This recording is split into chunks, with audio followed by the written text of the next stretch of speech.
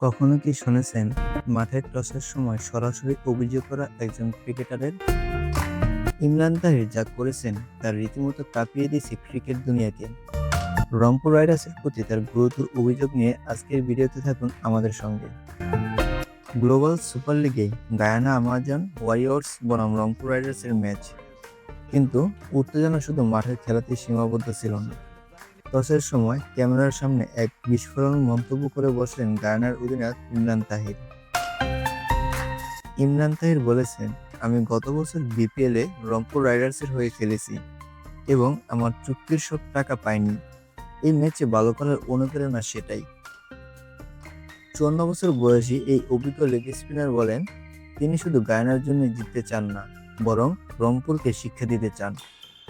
এমনকি তাদের তুলনায় নিজ দলকে ভালো মানুষ হিসেবে তুলে ধরেছেন তিনি। তাহিরের অভিযোগ রংপুর রাইডার্সের জন্য অবশ্যই বিব্রতকর, তবে ম্যাচে তাদের দেখিয়ে দেওয়ার ইচ্ছা পূরণ হয়নি তাহিরের। গায়ানাকে 15 রানে হারিয়ে মাঠ থেকে হাসিমুখে বের হয়েছে রংপুর, তবে ইমরান তাহির 4 ওভারে 24 রান দিয়ে 2 উইকেট তুলে নিয়ে নিজের পারফরম্যান্সে আলো ছড়িয়েছেন। ম্যাচে জয় পরাজয় যাই হোক, ইমরান তাহিরের এই অভিযোগ বিপিএলের মতো বড় টুর্নামেন্টের জন্য একটি সতর্কবার্তা। আয়োজক ও ফ্র্যাঞ্চাইজিদের জন্য এটি সমাধানের অপেক্ষায় থাকা একটি চ্যালেঞ্জ। ক্রিকেট শুধু খেলার মধ্যে সীমাবদ্ধ নয়, বরং এটি আবেগ, নৈতিকতা এবং দায়বদ্ধতার গল্প। ইমরান তাহিরের অভিযোগ হয়তো একটি ছোট ঘটনা, কিন্তু এর প্রভাব বড় প্রশ্ন তুলেছে ফ্র্যাঞ্চাইজি লিগের পেশাদারিত্বদের নিয়ে।